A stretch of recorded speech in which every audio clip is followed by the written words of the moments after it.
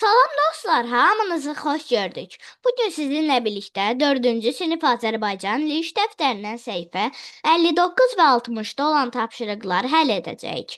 Başlamazdan öncə kanalıma abunə olmağı və like atmağı unutmayın. Gəlin başlayaq.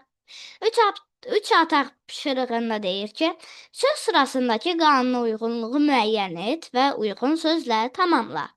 1. Alça, güldan, bağ, meşə. Özü yazılıb burada. İndi ikinciyə baxaq.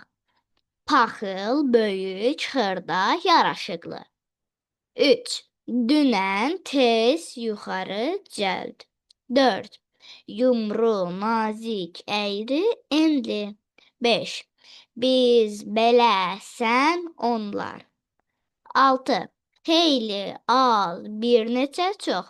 6-da hamısı saydı və digərlərində də hamısı bir şeyə aid olur. Məsələn, 5-də biz beləsən, bunlar əvəzi idi. Ona görə də onlar da bura yazılır. B. Göy rənglə verilmiş sözləri ismin uyğun hal şəkilçilərinə əlavə et. 1. Arzu, dəftəri, bu təhsil yaldadır.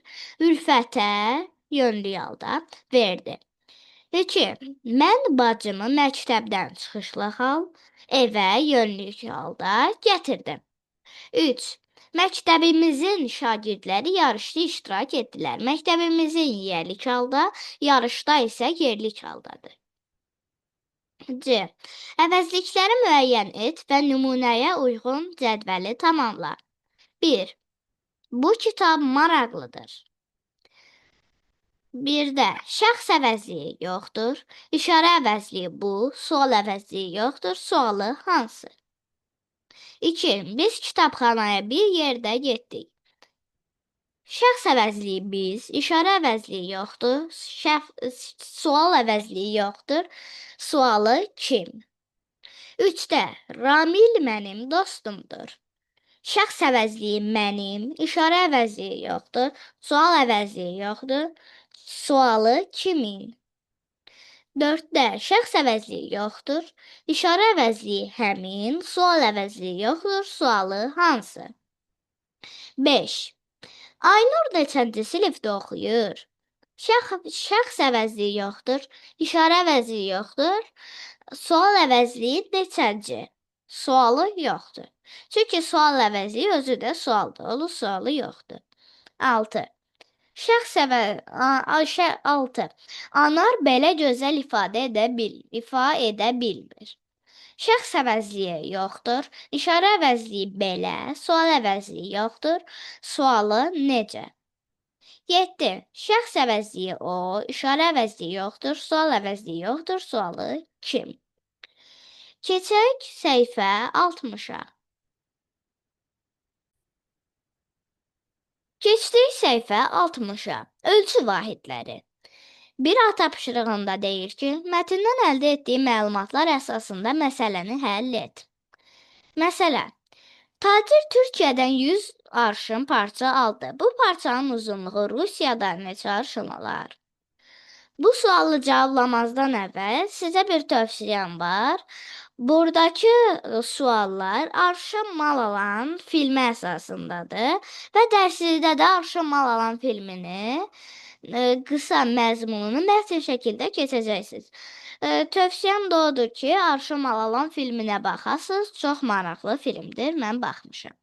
Keçək məsələyə. Məsələnin həlli belədir. İzah edirik də, bu izahıdır. Türkiyədə bir arşın təqribən 68 santimetrə bərabərdir.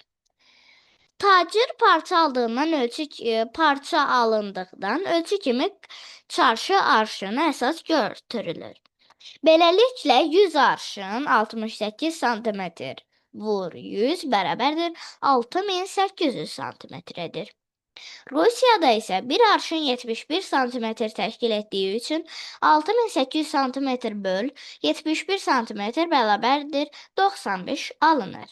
Nəticə etibarilə eyni parça Rusiyada təxminən 95 arşın hesablanacaq. B. Verilmiş məlumatı oxu və suallara cavab ver. 6 ağac. Yəqin ki, Ağac sözünün mənasını bilirsiniz. Bu söz qədimdə yalnız bitki mənasında deyil, həm də uzunluq ölçü vahidi mənasında işlənib. Nağıllarda bu sözə tez-tez rast gəlmək olar. Şəhərin iki ağaclığında çadır qurdu.